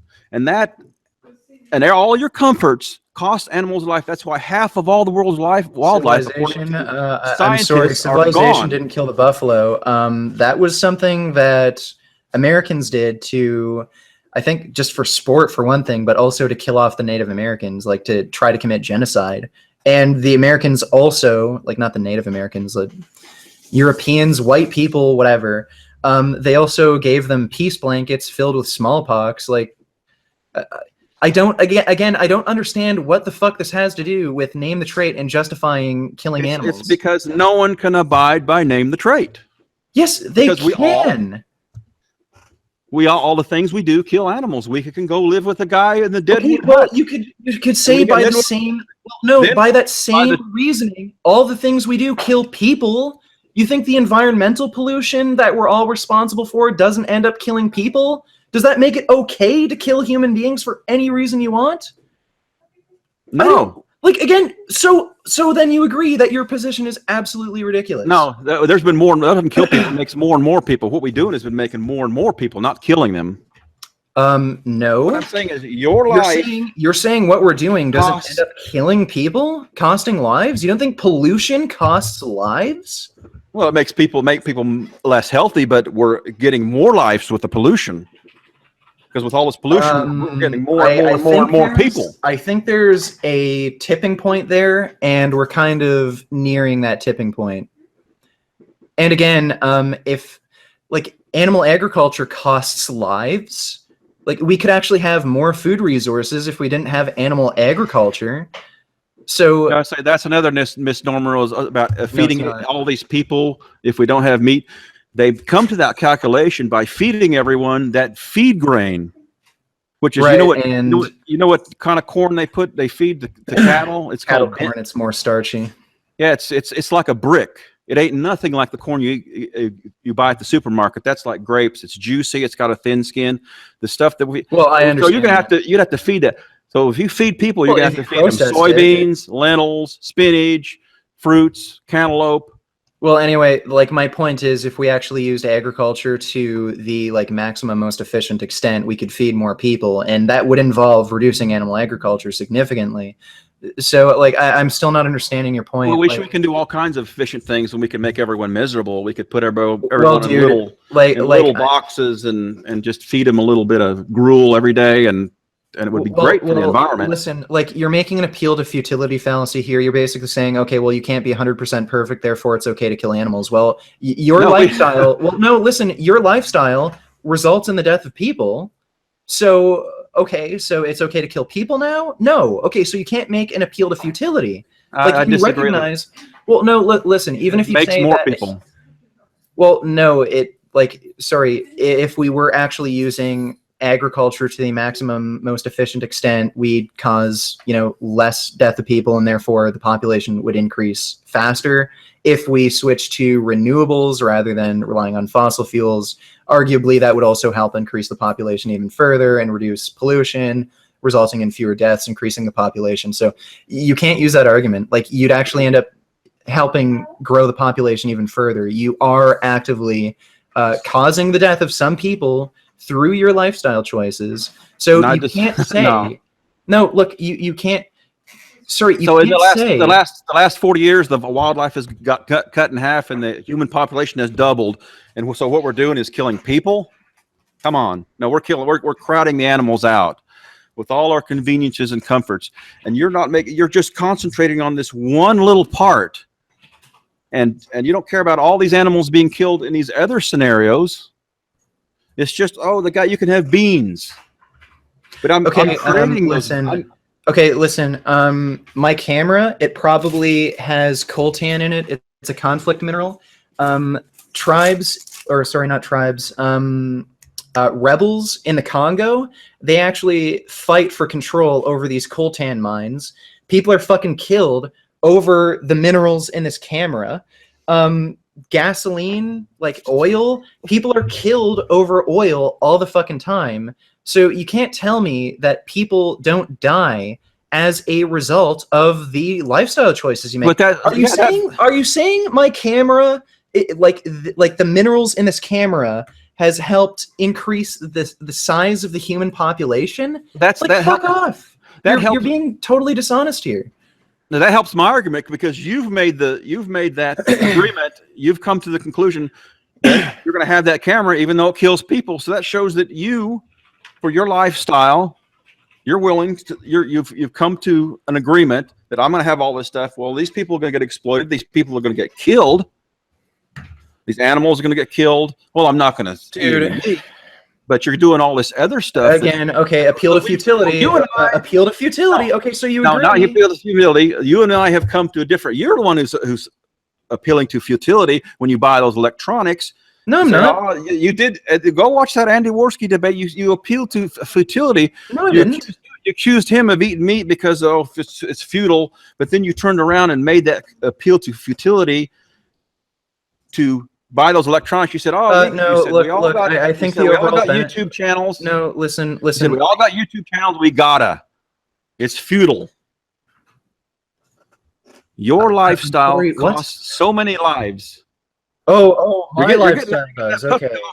Kind of confusion there. So my lifestyle costs more lives than yours?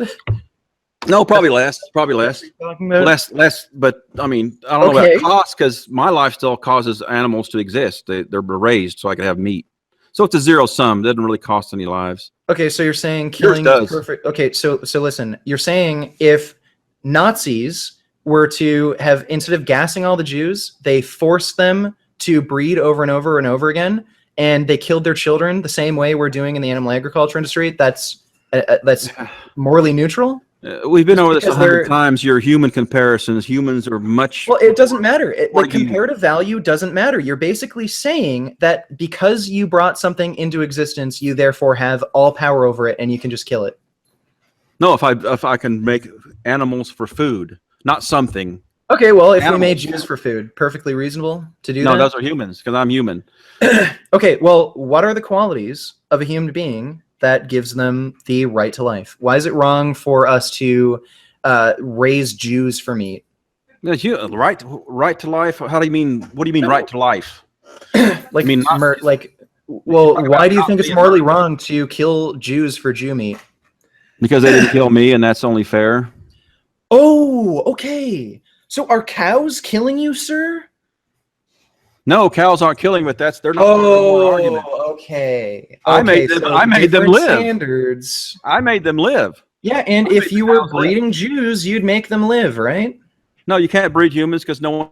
You can breed you. humans, totally. We did that back in America with the slaves. We used to force slaves to have sex so that we could have better slaves. We take the most. That was wrong. That was and wrong. why is that wrong? What are the qualities of a human being that make that wrong? Because because the qualities of human beings that make that wrong is because I'm a human too. Let's say, for instance, because okay, so you're making an appeal to species. So you're saying it would be perfectly. You're basically saying it'd be perfectly fine for an alien civilization to wipe us all out because they're a different species. Now, let morally me justified. Let me show right? you how the fairness and practicality, how it would be madness for to allow Okay, people now you're appealing to social contract again. No. I just You're not letting me. You're not letting me get it out. Okay, fine. Let's say humans can kill humans for food. It's just wide open. Okay, We do that. So let's say, for instance, let's just say we can all do that. It's open season. So I'm a human being, and I need to kill about, say, 1,000 human beings to give me enough meat throughout my whole life. Okay. Okay, can't you see how that's absolute madness? That it takes Right. 1,000. The whole world would evolve into chaos. That definition of a social contract, sir. Okay. You understand that? We have to eat lower forms of life, or we're just going to kill each other off. Yeah, like plants. Yeah, chickens. Well, no, like again, Chickens that we made. Well, no, listen. You're talking about things from a totally practical angle. Like, that's not how we develop moral systems. No, we don't develop moral systems out of pure practicality. If it was out of pure practicality, what will give us the best chances of surviving as a species? Saudi Arabia wouldn't exist. We wouldn't have slavery. We wouldn't have places that kill gay people. So that's clearly not how we develop moral systems. Those are immoral. Well, I agree. And the reason why you think that's immoral is because of empathy. And that's how we develop moral systems. And for some reason, you refuse to give empathy towards animals, and you have no justification to kill them. Empathy is not how we do things. That's fifis. We come to a practical agreement. That's why if you look at the law, everything is based on fairness and practicality. Nothing is based on fifis. Yes, it is. Feces are just your feces. I'm not talking about fifis. I'm talking about how we actually develop moral systems. It is based on empathy, and it's not as simple as It's not as simple as fifis. No. Well, why do we value fairness? It's because we personally would want fairness. Okay, and we'd want fairness for someone else because we can understand if we were in the position, someone else's position. Bingo. That's empathy. You just explained empathy. No, that's fairness. No one kills that's me, empathy. so it's only fair that no one kills someone else. Why do we value fairness? Why do we value fairness? Oh, because it's hard to explain. Okay, well, listen. Germany benefited in so many ways by killing off the Jews. That was unfair. Got rid of the it was unfair, but it got rid of the recession. So many people benefited from it. So if you would benefit from something, if you weren't a Jew, like if you were just an Aryan race German, why would you not support the Jewish Holocaust when it would benefit you in every way? And assuming America didn't get involved in the war or anything like that, killing off the Jews would benefit you and your race in every way. Why would you consider that immoral?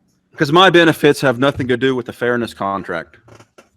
Sorry, like, again, you're refusing to admit it's because of empathy. What, Well, what does it? empathy is just something that goes on in your brain. You know? No. Listen. It has nothing to do with the law. Totally does. That is how we base our moral systems. That is why you'd be against killing Jews, even if you were a German who would benefit from it in every conceivable way. That's why, like, why wouldn't you take that opportunity to exterminate the Jews if it would benefit you in every conceivable way? Clearly something else is motivating you than some sort of practicality for survival. Because if you were only concerned about your own personal survival and well-being, you'd kill the fucking Jews. So now you're talking about me killing the Jews or how I feel about killing the Jews? Talking about me personally killing the Jews? Are you just not... okay, so you just weren't following along there? No, you said no. Like, I go along with killing. No, I would not go along with killing because that's not fair. Because no one's killed me. They don't deserve to be killed. Right, empathy. Wow, you just explained empathy. I explained fairness. Fairness. Law does not. Why do you value fairness? Don't you know empathy is something that goes on in your brain? Why do you value fairness? Why do I value fairness? Because fairness is what benefits me. And so I can understand. Well, no. In the situation I just gave you, fairness wouldn't benefit you. You'd still be in the recession. Okay.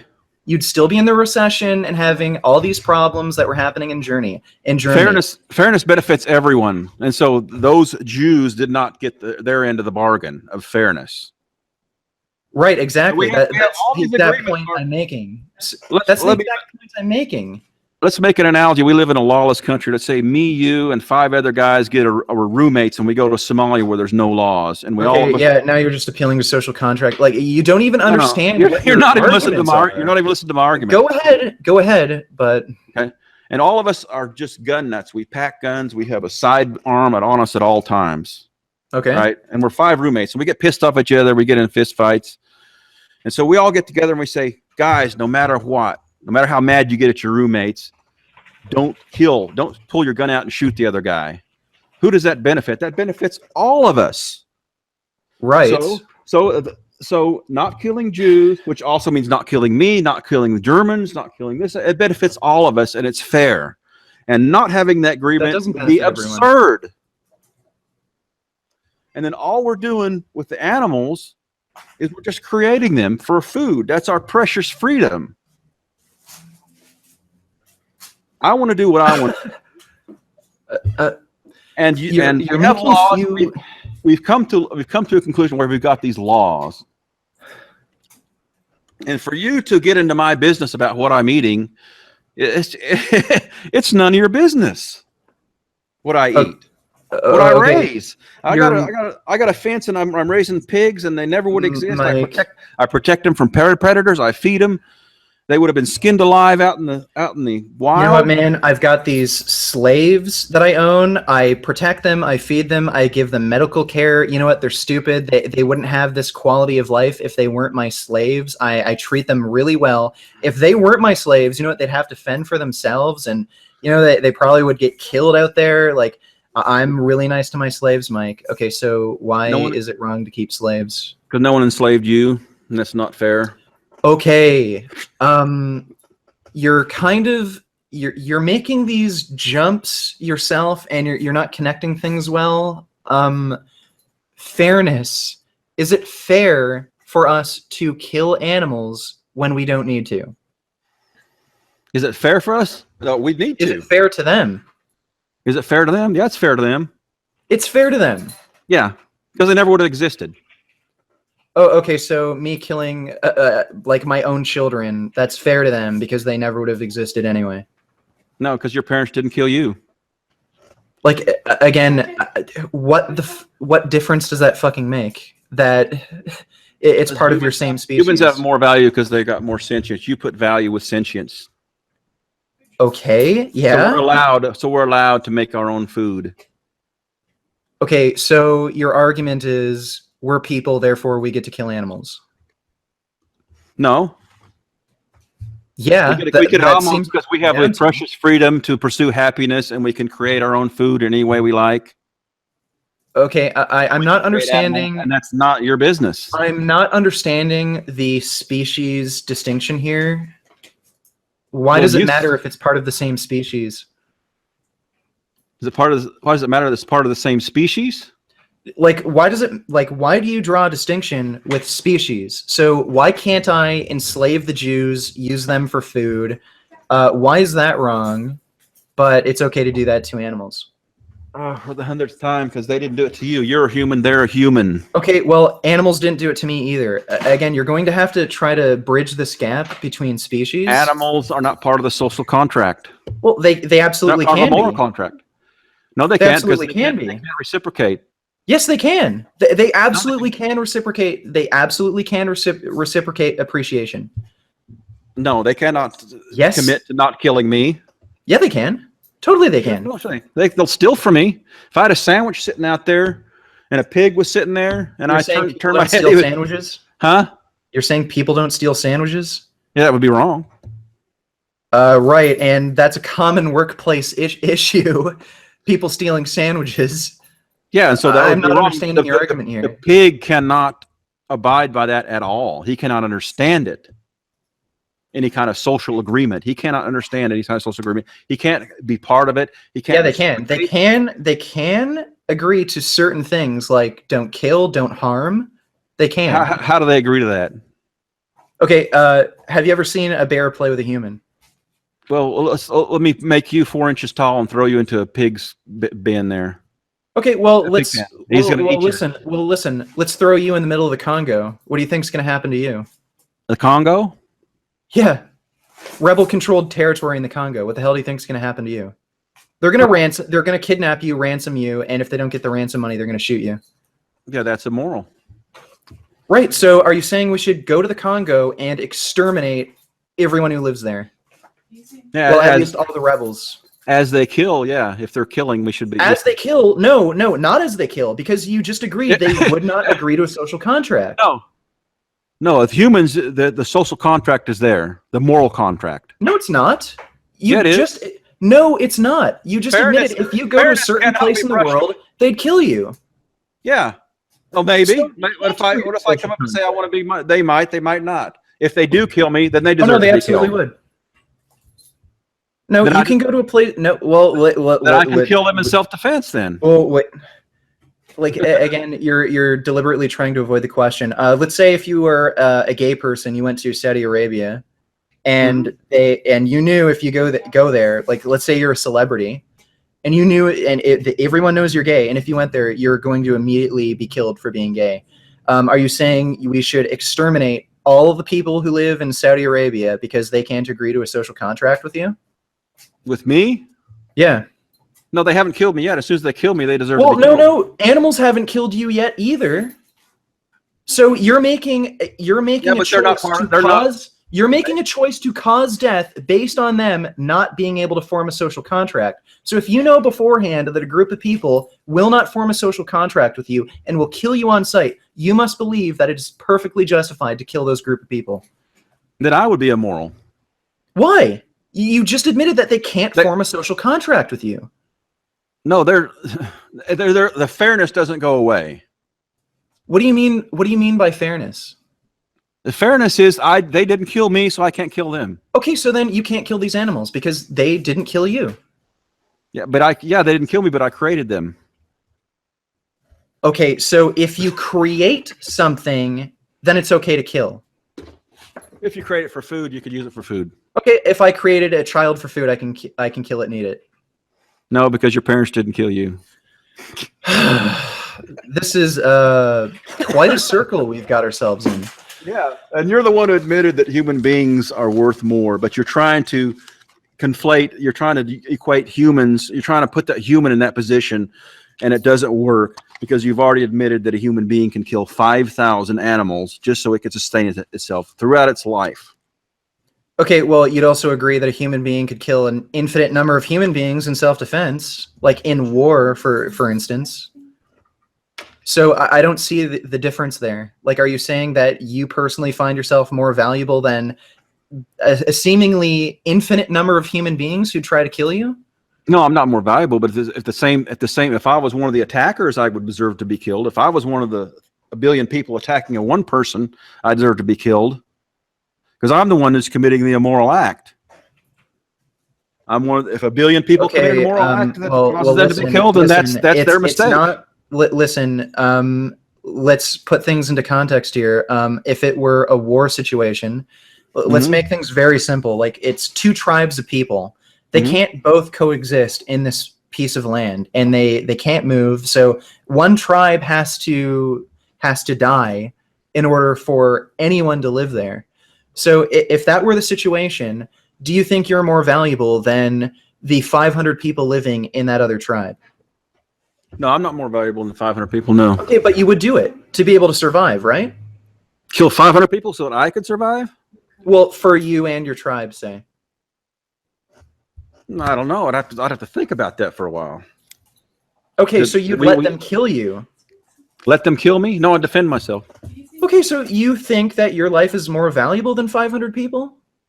No, it doesn't have to do with the value. It doesn't have anything to do with value of life. It has to do with. This is the point I'm trying to make. You can't just say, well, I'd kill this X amount of animals to save my own life, therefore a human being is like 5,000 times more valuable. Like, no, you wouldn't do that with human beings. You can't say my life is 500 times more valuable than the life of any other human being, because in a particular context, you would do that to survive.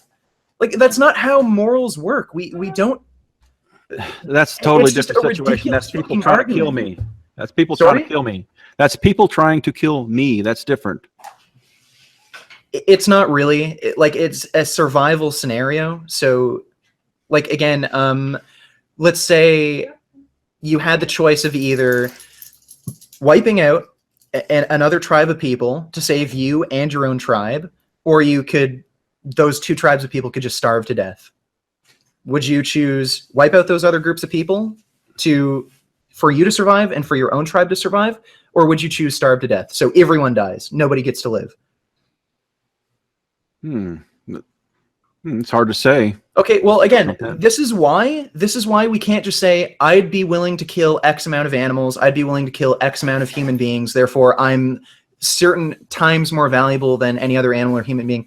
That's not how it works. Like, you're trying to, I don't know, put an actual number on moral value, which just isn't how things work. And I just wanted to point that out because I draw the line at sentience. Now, there's varying degrees of sentience. I wouldn't say an ant or a cockroach is as sentient as a human being, but I draw the line at sentience, and that gives an animal a certain life value.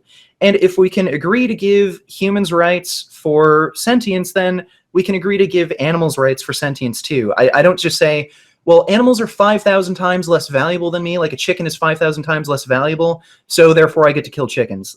Like, that line of reasoning doesn't make sense. Okay, well, I mean, that goes back to let's solve the Inuit situation. Okay, he can actually live without killing animals, but it's going to be a great hardship for him. What do you mean, how? Like I say, he's going to have to live off cold cans of beans, and not the food that he craves. He's barely going to be able to keep his weight up because he can barely choke him down. He hates them. He's been living on meat his whole life. And you can see how your little moral, name the trait, it interferes greatly and is detrimental to people's lives. No, it's not. Yeah, it is, because you're making them either be immoral. I mean, you're not. Okay, listen, I can go back to the Nazi example. Okay, well, everyone was in, like, the Great Depression during that time. It's immoral to expect the Germans to have, like, it's immoral to, like, impose that moral standard that you shouldn't kill another human being. So, therefore, it's perfectly justified for them to have killed the Jews because their well-being improved by killing the Jews. Like, again, if you're going to admit that an animal or a human being has life value because it's sentient, you can't just say, well, you know, letting it live makes my life a bit more difficult. So I'm just going to kill it. That's not a good enough reason for me. Yeah, but I want you to explain to me what that Inuit has to do. When he Well- can, it's not necessary. He can through great Well- hardship, he could not eat meat. Well, wait a second. I've actually known a few people who've lived up in Nunavut. Back in the 90s, a friend of mine was living there. He had to spend $5 for a single can of Coke. So Yeah, that's what prices are up there on everything. right. It's insanely expensive because it all has to be shipped. So depending on like somebody's job, it would actually be literally absolutely impossible for them to be able to live on a plant-based diet, like So what given their income. And so what people is do not this? make much money up there. Okay, but they can move out and then they can move out of that area. Well, they could feasibly, but again, you're talking about, I don't So it's know not exactly how many necessary. people, I don't know how many people live up in Nunavut, but I'd imagine you'd be talking about displacing a great number of people. So I don't know how practical. So it's and easy that hardship. would So be. this necessity thing that you've put in there, it's so nuanced. See, It's really not like, dude, can you go to, well, listen, can you go to a grocery store and like, do you have enough grocery stores in your area that have enough plant foods? Could you live on a vegan diet? yeah, sure. I'm way out in the okay, country. well, simple as I'm way out that. in the country where there's nothing but beans. They only got cans of beans. I'm way out. And they just got cans of beans. I just live off beans. Like, Might be a little I don't malnourished. see. Yeah, so see, we're just kind of nuancy. Where with this, it's No, a it's not. Like, clusterfuck, no, yeah. sorry. Where do you live? Well, you don't have to give your exact address, but what's No, your living situation? I'm getting no for me. Yeah, I can do it fine. Okay. But I'm So- talking about what about some other guy that you do want to? What about some other I guy who's don't kind care of out? about some other fucking guy. Why can't you go like, why is it unreasonable to expect you to go vegan? Because I don't like the meat substitutes at all. I want to pursue happiness. I want to raise animals. Oh, okay. So then it's therefore okay for Nazis to have killed the Jews because they only cared about their own happiness. Happiness, your own personal happiness is the only thing that matters. If I'm not happy, what reason is there to live? Okay. Holocaust. What totally if justified. what if like what do you like to do? You like to ride bikes and lift weights? Yeah, well, you know, I do it more because I like looking good. I guess I enjoy it to an extent, but I don't really enjoy the activity terribly all that much. I guess I like cycling a bit more than weight training, if I had to be honest. But what else do you like? Do you have something you really like to do? I like a video hobby? games. I like reading. I'm what if really someone- into nutrition, obviously. What comes in? What if someone came in today and said, "No more video games. You're going to play bingo now. No more video games. I'd be like, no, give me back my Xbox. Give me back my meat." That's what I say. Give me back my meat. I'm just like, trying to pursue dude. happiness. I'm trying to raise my own animals. Okay, right. So And I'm Holocausting Jews, totally morally justified because Germans didn't want to live in a recession. Germans wanted to kill those Jews just to slaughter them, just not for their food, just to get rid of them. Okay, well, that was that's that totally was different. later. I think that was later on in the war, maybe. Like I've seen Jordan Peterson's lectures on it. It's pretty fucked up, but I think the main idea, like at least the idea that Hitler had originally, was get rid of them so that we can take their wealth and improve the well-being of Germans. Like he just singled out a group that happened to have like a lot of wealth, and he Who just stole cares? their money. Who cares what a madman thinks? He was Well, immoral. you're he was not wrong. a madman by saying, "Oh, it's perfectly fine to kill billions of animals just so I can have personal pleasure of eating meat." I'm raising them. I'm creating them. Okay, what? Like I don't see the difference behind that. Like that's even more fucked up if you think about it. No, it's not more fucked up because they're allowed a life then. Yeah, like that's kind of more fucked up. Like no, listen. Is it like would you if do you think it's less fucked up to raise your own child and kill them or to kill someone else's child? Like which is less fucked up? No, they're both the same fucked up. You think so? Mm-hmm. I don't know. Like what do you if think? you can, well, you know what, dude? If you can agree that killing children is fucked up anyway, like I don't see how you can say, well, eating meat isn't fucked up. Like really? Like, do you understand the position you're arguing from? Like, I mean, a dog isn't all that much different from a cow, a pig, or even a chicken, really. Chickens are actually quite nice. I've petted chickens before. Like, you're telling me that an animal that's not too dissimilar from a dog, we raise them, and then we shoot like a gun into their head, we electrocute them, we gas them, and then we slit their throats open, cut them up into little pieces. Like, that's the position you're arguing from. Like, that's perfectly reasonable.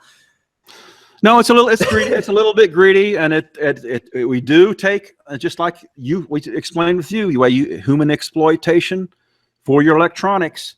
We all come to that agreement. You and I have just come to a little bit different spots. Okay. And you're pointing your finger at me, just like the guy, like I said, the guy in the hut could point his finger at you. And we've just come to different spots. You know what? I think we should. That's all we've done, and that's the no bullshit argument. He pointed that out, that all we've done is come to just a little bit different spots of where we're going to settle on and how we're going to pursue happiness and what kind of animals are going to suffer. I don't think it's a little bit different, dude. I think it's a hell of a lot different. But I think here is around where we should wrap things up because we're kind of arguing in circles. Let's see if we can at least concede on a few points. Would you say that a vegan lifestyle is like we have the moral high ground, sort of like it is a better lifestyle than a meat eating lifestyle because we do end up causing less harm? Not on morality, no. No, you don't think there's absolutely any benefit whatsoever from a moral standpoint to not killing and eating animals? Not moral because you're guilty of the same killing for you to live, for you to eat. No, we're not killing. You just chose wheat instead of animals. No, sorry, are you saying plants have sentience? No, I'm talking about animals that get killed to make your food. Well, far fewer animals get killed to produce plants compared to animal agriculture. And you made a great point. You work out just to look good, right? Just to look good. Very vain. Am I harming the weights? No. Yeah. No. What you're doing is you have to eat extra soybeans out, and that puts more of a demand, and that kills more animals just for your vanity. Okay, well, there are actually also legitimate health benefits to it too, but for you, well, what do you mean for me? Like there are actual legitimate health benefits to exercise. Like I'm not saying, I know. Sure. Well, I'm not like again. The problem I'm seeing seeing here is you're basically saying ethics is like a zero-sum game where, okay, well, you have to sit in a corner, not do anything so you can eat the least amount of food possible so you have the least environmental impact. Like that's not the standpoint I'm arguing from. No, I'm saying, that me and you have different. You not sit in the corner, but you say be vegan. I say eat meat, but not trophy hunt. Okay, so not hunt. I used to hunt. I don't hunt anymore because I think I just didn't like it anymore. Didn't like killing animals. Why didn't you like? Well, that's interesting. You used to actually hunt. What did you hunt? I just used to hunt when I was a kid. Just whatever. I just shot whatever moved. Oh, really? So, like, you mean with a pellet gun or with an actual gun? Yeah, pellet guns, shotguns, yeah. Oh, shotguns. So were you killing like rabbits and stuff too, or? Yeah. And you didn't like that sort of thing?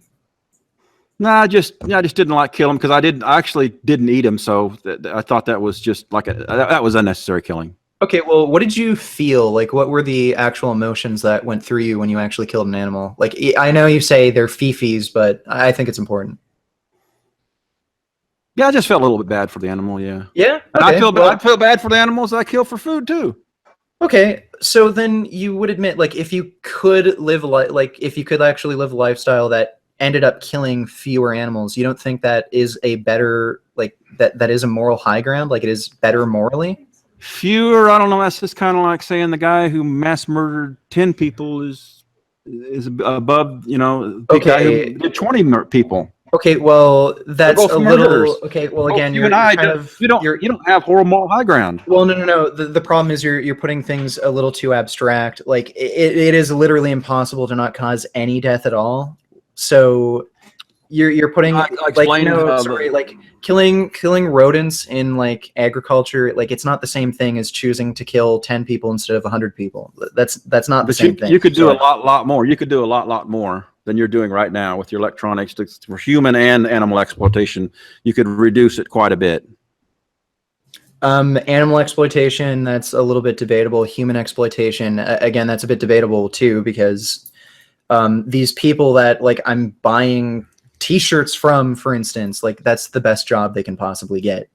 And even people who work in the the coltan mines. Wait a minute. You say they get exploited, but at least they get a job. I could say same thing. The animals get killed, but at least they get a life. They never would exist. No. The same thing. Wait. Are you saying that having a job in a garment factory is better than having absolutely no money and starving to death? Well, then a garment factory? Yeah, like, are you saying having absolutely no money and starving to death is better than working at a garment factory? They'd probably be better off because they wouldn't be slaving themselves to death. I mean, they could probably get some food. No one's than working. Who's starving? Who's starving to death? This is actually the reality of the situation. Like, these people making the cheap crap that we buy, like garment factories, so on. Those are the best jobs they can get, and if those jobs weren't there, a lot of them would likely starve to death. No, they wouldn't starve to death. They would just be living in abject poverty. Not too many people, very, very few people starve to death nowadays. That is, well, a lot of people starve to death. Like, world hunger is an issue. And again, like, these jobs that we consider exploitation, they put people out of that horrible, horrible poverty where they would actually starve to death. So again, like, you can't compare just killing animals because you like the taste of meat to me buying a t-shirt or buying like lentils and that resulting in the like death of some smaller animals, like, I don't know, a mouse got caught in the thing to make lentils, or a person got exploited in a garment factory. That's just not the same thing. You're making false analogies. But anyway, I think it's interesting that you did admit that you don't actually feel good about killing animals. Anyway, I think we should. Yeah, I think. I realize it's greedy. I realize, that eating meat is greedy. But like I say, greed is just a part of self-preservation. We all do it. Every animal does it. There is some greed to that. Okay, and the thing is, you don't think that there's a better alternative to that, where you could actually, like, you don't think veganism is a better alternative to reduce the amount of harm you're causing? Okay, I'll tell you what, I'll go vegan if you stop working out and you can get down to about like 120 pounds and still survive. And you could be eating a lot. Okay, well, it, like, again, like, could you answer it honestly? Like, do you think living a vegan lifestyle is like a bit better morally than a meat eating lifestyle, or do you just not believe that? Not morally, conservatively. It conserves more, but it takes away from my freedom. It takes away from my joy. Okay, so you're saying your own personal enjoyment of eating a steak is more valuable than the lives of hundreds of animals. Yeah, just like you're working out. Yeah. Okay, I don't understand how my working out really ends up killing animals. You eat more food, and that makes another mouse gets ground up. Like, okay, well, again, you're kind of making false analogies here, but I'll wrap it up here. Did you want to end with anything else? I'm just saying, guys, help out Richard a little bit. He got his bike stolen, so he's got to go buy a new bike. So help out with the super chat on him. Well, thanks. Hopefully the police are able to catch the guy and find my bike, but I don't know how likely that is. But thanks anyway. Thanks for coming on the live stream, Mike. I'll link your channel after I end the stream, and I'll just read through the super chat for a little bit before I totally end the stream. But thanks, Mike, for the debate. It went pretty well, I think. I don't think I screamed too loud. No, you're okay. Okay, great. Thanks a lot, Richard. I appreciate it. All right, see you, man. Okay. All right, so now I'm just going to read off the super. No. What? He has to go walk. I told you. What? He has to go walk. I kind of want to read off the super chat. No, he has to go walk. Why is that an absolute necessity? Because it's been a long time for Lucy.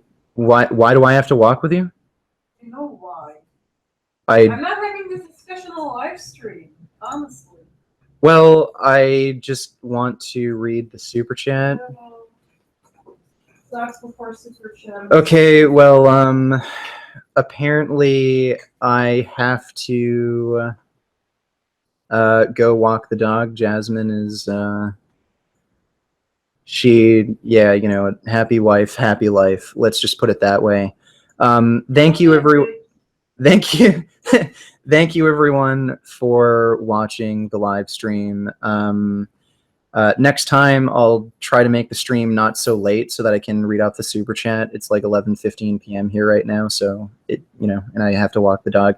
I really, really do appreciate everyone who donated in the super chat. Don't think like I don't appreciate what you did here. If I had the time, then I would. Hope you enjoyed the debate. I'm going to try to set up a debate with Sverige, the raw meat flat earth guy, soon. Hopefully you can do it during the week, but probably next weekend. And as always, keep making those vegan gains.